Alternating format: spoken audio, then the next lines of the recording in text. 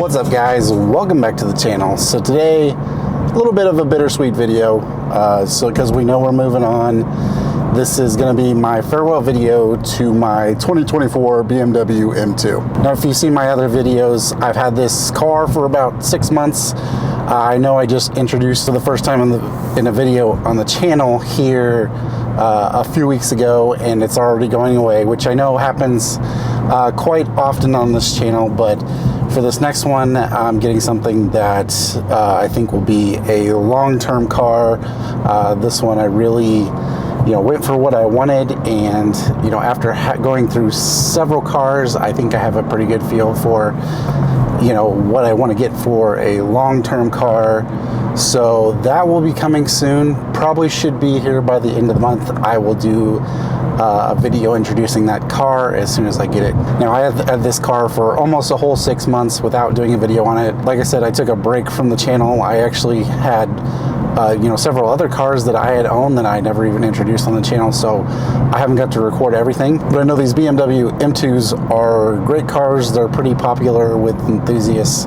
So I wanted to share my thoughts. I know I had a previous generation M2 on the channel as well, which has probably been one of my favorite cars of all time.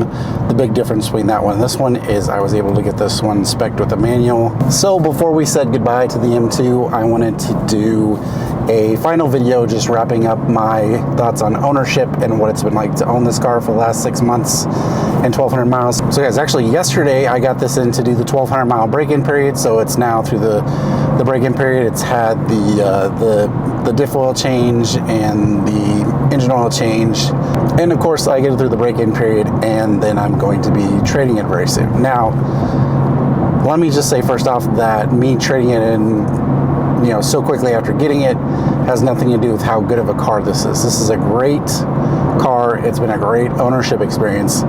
This car is very fun to drive, and to me, it's kind of in a league of its own. So spec-wise, looking at dimensions and weight, this from the previous generation M2 has gotten a lot closer in size to the new G80 and G82 M3 and M4. But I can say after driving this for a while, it does feel like a significantly smaller vehicle than those, just because I think of the shorter wheelbase that you get on this car. Now, it's not a significantly lighter car by any means, but when you're driving it, it does feel significantly smaller than what the M3 and M4 are. It's just a little bit quicker on the handles. The car feels a little bit lighter and a little bit more balanced overall. For an enthusiast, this car is very satisfying, especially with the manual. To me, there's not, like I said, there's not a whole lot of other things that I would put in the same category as this. Yes, you have your dark horse Mustangs, which are extremely limited, but if I had the choice between this or any variant of a Mustang, I would definitely be choosing this, just because I feel like the traction control on this is so good. Mustangs have been notoriously easily wrecked, which of course this you could turn the traction off and wreck it all day long, like we see people do on TikTok and YouTube all the time nowadays.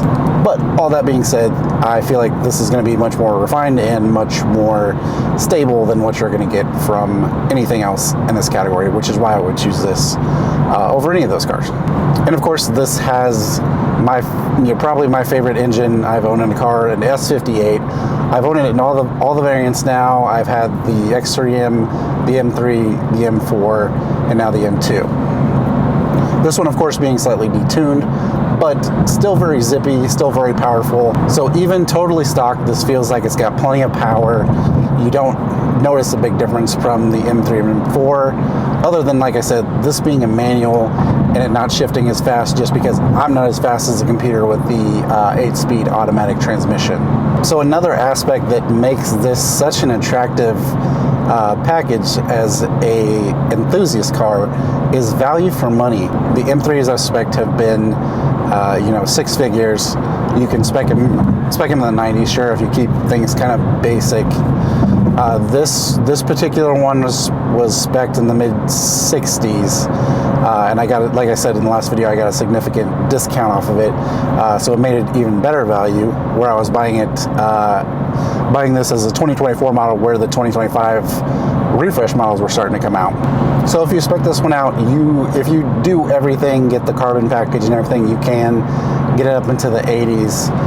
But if you're doing a similar spec on a M3 or M4, you're still going to be $20,000, $30,000 apart, and you're getting pretty close to the same performance. If you did an automatic, I have a feeling this would be almost just as quick. It would be hard to notice a difference between this and the M3 and M4. So while this, you know, I say value, but you know, $60,000, $70,000, $80,000 car is not cheap by any means, but you're talking about something that can double as a daily driver and a race car. So I still feel there is value there. And as I said, comparing it to the M3 or M4, you're $20,000 or $30,000 less. So that's pretty significant. So another positive aspect of ownership of this car has been gas mileage. It gets fantastic gas mileage, which you would expect with it being a smaller car. Now, if you're like me and you drive it pretty hard, you can drive those numbers down, you know, especially with this engine. If you're pushing it, you can get it down into lower number territory for sure. But I gotta tell you, of course, I've only driven it a little over 1,200 miles, so I haven't filled it up all that often. But on the rare occasions I do, like it's costs, I mean, and it's putting premium gas in, it's $35, $40 max. So running costs have been very low. I had the break-in service, that's obviously covered under the warranty care. But yeah, it's really hard to find any drawbacks of this car other than, you know, a few just kind of nitpicks is, you know, on the door, on the dash, you've got some cheaper plastics, which, you know, with this being their entry-level M car, you would expect some cost savings somewhere. And you can see that's where they did it, which is not a big deal because, let's be honest, you're in this car for the performance. The looks are a little bit of a mixed bag. If I had to pick, I would still take the previous generation M2 in the looks department. Just more of that classic BMW look that I like better. This has grown on me.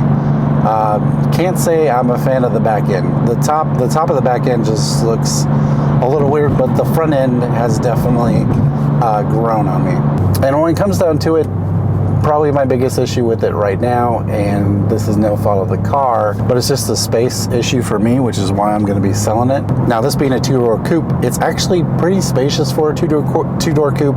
being 6'5", I fit in it very comfortably. My kids can sit behind me. Usually I try to have them sit on the other side behind me so they get a little more leg room. For smaller kids, the back, easy to fit 2 kids back there. But my main issue is just my kids are getting bigger, so them just not having enough space in the back is a bit of a problem. But yeah, back seat space and storage space is pretty phenomenal for a little car like this. You know, you could easily fit 2 people in the back, and then I've done several grocery pickups with the trunk and loaded a ton of groceries in the back and still had plenty of room. All right, guys, that's where I'll wrap things up for today's video. If you made it to the end, appreciate you following along. As I said, it's bittersweet to say goodbye to the M2, but I'm very excited for what's to come next. I think you guys are going to love it. If you have a guess on what it's going to be, drop it in the comments below. All right, so that's going to wrap things up. Catch you guys in the next one.